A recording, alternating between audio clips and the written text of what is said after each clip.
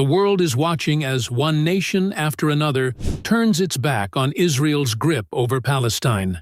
Benjamin Netanyahu's iron fist is crumbling, and a new wave of defiance is rising. Today, we uncover a seismic shift that's got him rattled. Let's dive into the bombshell news shaking the foundations of Netanyahu's regime. On July 25, 2025, Canada's Prime Minister Mark Carney dropped a bombshell on X, announcing that Canada will recognize the State of Palestine at the United Nations. That's right, Canada, a major Western player, is joining 147 other nations, 75% of the UN, in saying enough is enough to Israel's occupation. This isn't just a diplomatic jab. It's a direct challenge to Netanyahu's narrative, and he's fuming. His response? Calling France's similar move a reward for terror. But let's be real. His words are a desperate attempt to cling to power as the world wakes up. Why does this matter? Because Canada's move is part of a global domino effect. France is set to recognize Palestine at the UN General Assembly in September, and other nations are lining up. This is Netanyahu's worst nightmare, a world refusing to bow to Israel's playbook.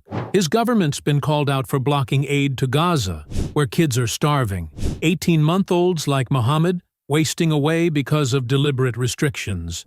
Canada's not staying silent anymore, and neither are over 100 Canadian parliamentarians from 9 parties who've been pushing for this moment, demanding justice for Palestinians. Let's talk about the panic in Tel Aviv. Netanyahu's allies are scrambling. Far-right Minister Amichai Chikli ranted about Western betrayal, while Justice Minister Yariv Levin's pushing for more settlements to double down. But the cracks are showing. Even in Israel, protests are erupting. Remember the 2023 marches against Netanyahu's judicial power grab? Now, 2024's anti-war rallies are growing louder, with Israelis themselves fed up with his endless conflict. Canada's vote is a slap in the face to his propaganda, exposing Israel's policies for what they are: a system of control over millions of Palestinians. Now, let's hear from the ground. Palestinian voices, like those in the Palestine Chronicle, are calling this a step toward freedom.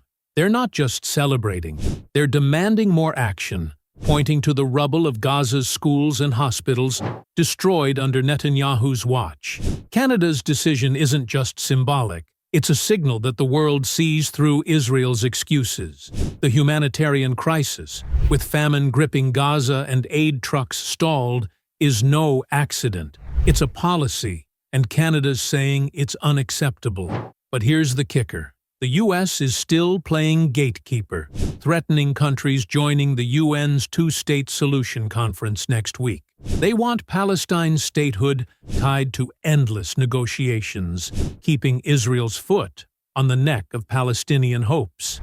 Canada's defiance shows the tide is turning.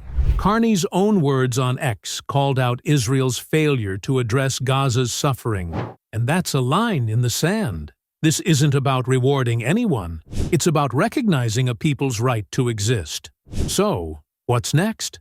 Canada's sending its foreign affairs minister to the UN to push for peace, but the fight's far from over.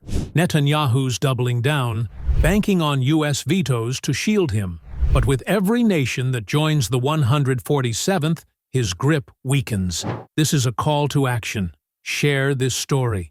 Amplify Palestinian voices. Show the world that Netanyahu's time is running out. Canada's vote isn't just a headline, it's a spark.